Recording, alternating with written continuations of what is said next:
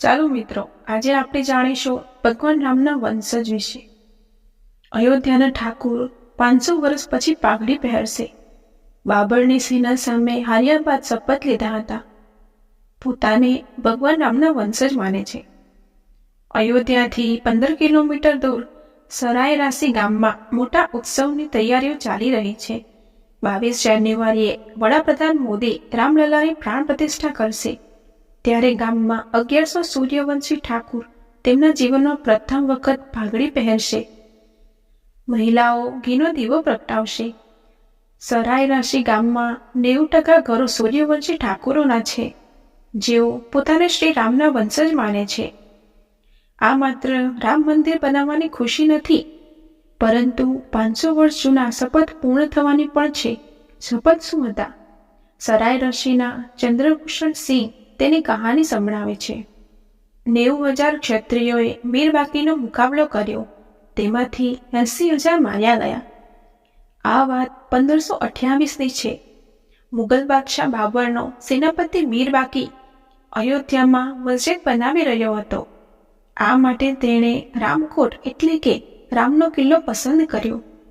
અહીં પહેલાથી જ ભગવાન રામનું મંદિર હતું, જેને મીરબાકીએ તોડાવી પાડ્યું.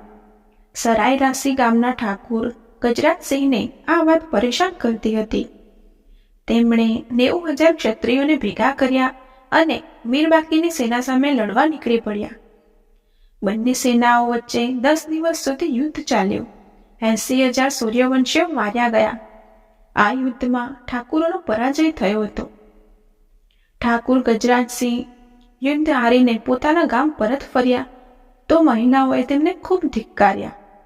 સૂર્યવંશીઓનું ગૌરવ ગણતી પાઘડી તરફ ઇશારો કરીને કહ્યું, જ્યારે તમે લોકો મંદિરને બચાવી ન શક્યા તો આ પાઘડી કોઈ કામની નથી, તેને ઉતારીને ફેંકી દો.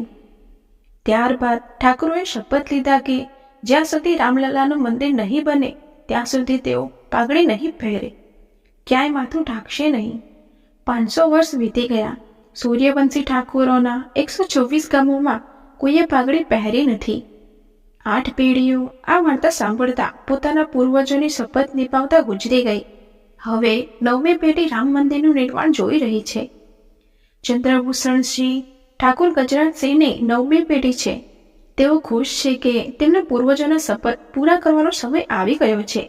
આ ખુશી સૂર્યવંશી ઠાકુરોના 126 ગામોમાં છે. આ ગામોમાં 500 વર્ષથી દીકરીઓના લગ્નમાં મંડપ બાંધવામાં આવ્યો નથી. છોકરાઓ વર બન્યા પછી પણ પાઘડી પહેરતા નથી. ન તો કોઈ ચામડાના ચંપલ પહેરે છે અને ન તો અભિમાન દર્શાવતું કોઈ કામ કરે છે. સૂર્યવંશીઓને સૌથી વધુ પ્રેમ પોતાના તાકાત પર હતો. પોતાનું ગૌરવ દર્શાવવા માટે તેઓ પાઘડી પહેરતા હતા. આ જ કારણ છે કે જ્યારે ઠાકુર ગજરાજસિંહની સેના મીરબાકી સાથે હારીને ગામમાં પરત આવી ત્યારે મહિલાઓએ તેમને પોતાની પાઘડી ફેંકી દેવા કહ્યું હતું. સરાય રાશિ ગામમાં પુરુષોની સાથે મહિલાઓ પણ માથું ન ઢાંકવાની શપથ નિભાવે છે. ગામમાં નવી વહુ આવે ત્યારે તેને સંપૂર્ણ ઘૂંઘટ કાઢવાની છૂટ નથી. આની પાછળ મહિલાઓની માન્યતા છે કે જ્યાં સુધી રામલલ્લાના ક્ષેત્રને શણગારવામાં નહીં આવે ત્યાં સુધી તેઓ પોતાનું આખું માથું ઢાંકશે નહીં. ઠંડી હોય કે ગરમી, કોઈ માથું ઢાંકતું નથી.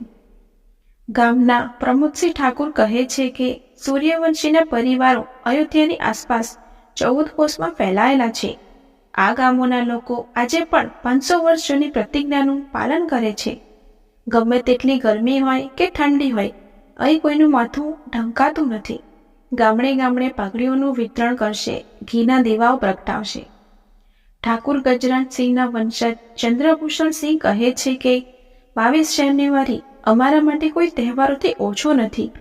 અમે પોતાને ભાગ્યશાળી માનીએ છીએ, કારણ કે અમારી પેઢી રામલલ્લાના મંદિરનું નિર્માણ જોઈ રહી છે.